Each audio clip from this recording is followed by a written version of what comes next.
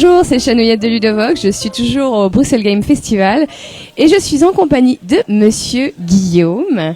Donc on te présente comment aujourd'hui, Monsieur Guillaume de Trick Track? Monsieur Guillaume de Trick Track, ça pourrait suffire, mais Guillaume tout court m'ira très bien également. En fait, aujourd'hui tu travailles donc chez Trick Track en temps plein. Avant on te connaissait pour être chez Philosophia et encore avant tu faisais quoi? Alors encore avant, j'ai eu un parcours professionnel qui était plutôt dans l'interprétation de conférences en langue des signes, ce qui explique du coup que je puisse avoir eu le rôle d'animateur explicateur en langue des signes sur certains salons auparavant, et puis maintenant de traduire certaines pastilles vidéo en langue des signes sur Trick Track. Qu'est-ce que ça représente pour toi aujourd'hui de pouvoir rendre le jeu de société comme ça accessible au plus grand nombre, enfin à ceux qui voilà. Ben, c'est un double intérêt. Un premier intérêt, et celui-là il est un petit peu plus égoïste, c'est parce que j'apprécie la langue des signes, c'est une langue que j'aime, très corporelle, très expressive, et allons-y, expression du visage, etc. Donc la langue que j'aime, du coup je la pratique. Donc ça c'est quand même très intéressant. Le deuxième point, c'est au final de se dire, il y a une profession dans laquelle j'ai travaillé, et je peux mettre ce travail-là en mix avec la passion que je peux avoir pour le domaine du jeu de société. Donc c'est vrai que c'est quand même deux en un. Donc il n'y avait pas de raison de s'en priver. Et comment ça t'est venu en fait de vouloir apprendre cette langue ? Alors ça c'est le côté explicateur de règles, on va dire. Je sais pas si c'est comme ça vraiment qu'il faudrait le dire, mais effectivement enseigner, partager une connaissance, c'est quelque chose qui m'a toujours plu. Donc au départ, l'idée était de devenir enseignant. En final, les formations m'ont amené au métier d'interprète. Le métier d'interprète était tellement motivant intellectuellement, tellement passionnant, parce qu'on va travailler dans plein de domaines, on traduit plein de choses, on apprend plein de choses, que je suis resté interprète. Malgré tout, j'étais déjà joueur, et donc forcément il y a un moment où on se dit, et si je pouvais travailler dans le domaine qui me passionne, et c'est ce qui s'est passé. Et voilà. Donc comment est née cette passion du jeu ? Tu peux nous parler un petit peu de ça ? Si je remonte à la petite enfance, ça va être long. Donc, si vous avez 1h30, 2 heures devant vous, on va prendre un canapé et on s'installe. Non, je vais faire en résumé. J'ai toujours joué. D'une part parce que j'avais une grand-mère qui était joueuse pour les jeux traditionnels, le nain jaune, le menteur, le kilo de merde, voilà, etc. La bonne paye. Donc oui, joueur depuis très longtemps. On est passé un petit peu avec le Commodore et Amstrad sur les consoles, jeux vidéo également. Et puis on a continué HeroQuest, Space Crusade, Full Metal Planet, Blood Bowl, le jeu de rôle, les livres dont vous êtes le héros. Et puis là, je vous parle, je sais pas, 14, 15, 16 ans, 18, hop, on arrive sur Magic, toujours rôliste. Donc je pense que voilà, une fois qu'on est rôliste, on l'est à vie. Donc je serai dans peut-être un jour dans les rôlistes anonymes. Bonjour, j'étais joueur de jeux de rôle. Bonjour Guillaume. Non, je pense pas, mais bon.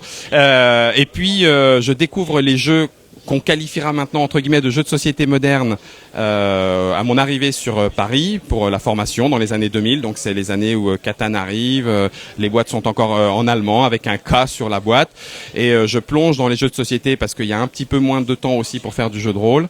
Et puis donc on continue sur le jeu de société. Donc voilà, ça fait quand même très longtemps que je joue, que j'aime jouer, que j'aime le partager. Et c'est pas encore tant le jeu de société lui-même, c'est comme c'est comme même le jeu vidéo ou le jeu de cartes à collectionner ou les jeux de figurines, c'est le fait que ce soit un médium tellement agréable pour rencontrer des gens. Et au final, peut-être que le côté bisounours que je vais essayer d'assumer le plus en plus, c'est parce que en fait j'aime bien les gens, et voilà. C'est plutôt le côté société que jeu qui t'intéresse dans le jeu de société. Oui, même si j'aimerais quand même bien gagner de temps en temps, donc si les gens pouvaient me laisser gagner, ça serait bon. Je me retrouve pas mal dans ce que tu dis, c'est marrant. Toi aussi tu perds ? Oui, oui, avec Shaman, je ne gagne jamais. Oui, un petit peu de temps en temps, mais est-ce que tu fais un petit peu de jeu de rôle encore maintenant ? Ah oui, je continue.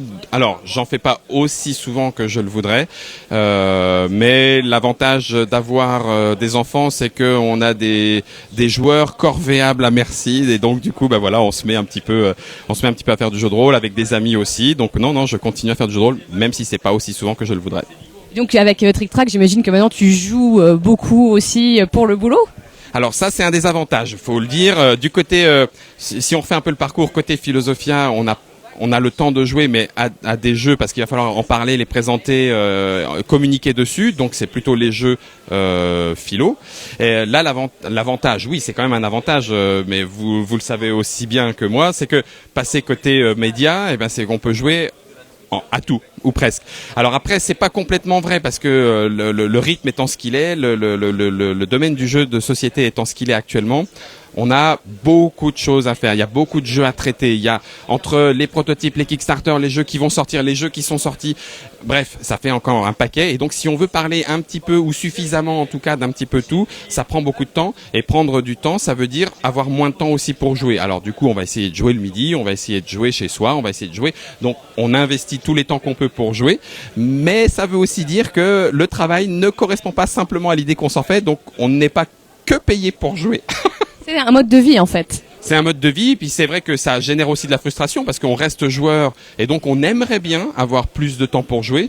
Il n'empêche que, ben voilà, quand on a un travail, on peut pas non plus se dire, je prends 3 heures pour faire une partie et puis après j'en fais une de 1 heure. Bon ben voilà, j'ai fait une demi-journée et puis maintenant il va falloir que je fasse quelque chose d'un petit peu productif, voilà, c'est ça. Alors je mets des guillemets parce que productif, qu'est-ce que ça veut dire? Mais il n'empêche que il faut quand même aussi fournir quelque chose, donc de l'information, fournir du traitement, une analyse, une plus-value quelque part. Et donc ça prend aussi du temps. Et donc on n'a pas forcément le temps de tout le temps jouer, contrairement à ce qu'on pourrait s'imaginer.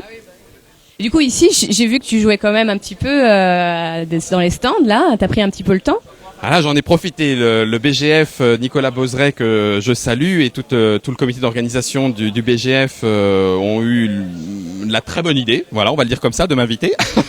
Donc du coup, en étant invité, ça nous a permis de venir, de faire ce qui m'avait été demandé de faire en tant qu'invité par le BGF, donc d'être présent à tel et tel moment. Mais ça laisse aussi du temps pour jouer, sans avoir d'autre arrière-pensée que de jouer. Alors bon. Là, une fois encore, j'allais dire, je vais faire un gros clin d'œil à l'équipe Ludovox parce que on sait aussi que ça veut dire, on a toujours en tête malgré tout le côté un petit peu boulot. Donc ah bah tiens, mais ça j'en ai jamais entendu parler, donc je vais y jouer pour le plaisir, mais aussi parce que ça me permet de le découvrir. Donc il y a toujours un petit peu les deux, mais quand on est joueur, on est joueur. Est-ce que tu as eu des petits coups de cœur sur le salon là? Alors j'ai redécouvert, j'ai découvert juste parce que ça m'a permis d'y rejouer à Harald, qui est chez Rune Édition. C'est un petit éditeur qui avait fait Kings and Assassins en français et avec l'accent s'il vous plaît, enfin je crois. Et donc Harald, ce petit jeu de cartes à combo, fidèle à ce qu'il promet, donc rapide, un petit peu méchant. J'étais content. J'ai rejoué avec grand plaisir à Time Stories. Donc il est effectivement très particulier, mais il y a tellement du jeu de rôle dedans, il y a tellement de l'aventure dedans que je m'y plonge avec délectation et que du coup un run de 12 unités de temps, c'est juste pas possible. Laissez-nous jouer totalement la partie, quoi, sincèrement, bref. Mais en même temps, non, il fallait pas que je joue la partie, comme ça du coup je pourrais acheter la boîte et la faire vraiment à la maison. Il y en a eu d'autres, il y a des prototypes qui ont été agréables à jouer. Ça fait beaucoup et comme je suis très vite passionné, du coup j'aurais tendance à dire j'aime tout, mais c'est pas complètement vrai non plus, mais voilà. Très bien, je crois qu'il y a une partie qui t'attend justement. Oui, je vais essayer de sauver le président à la Maison Blanche parce que visiblement il y a un espèce de monstre afrozoïde, bizarroïde qui investit. Donc I will try to save the president. Yeah, thank you very much. You're welcome, darling. Oh, ok. Merci beaucoup. Alors en français. Et puis à très bientôt. On se croise souvent sur le salon. Au plaisir, Guillaume. À bientôt sur Ludovox.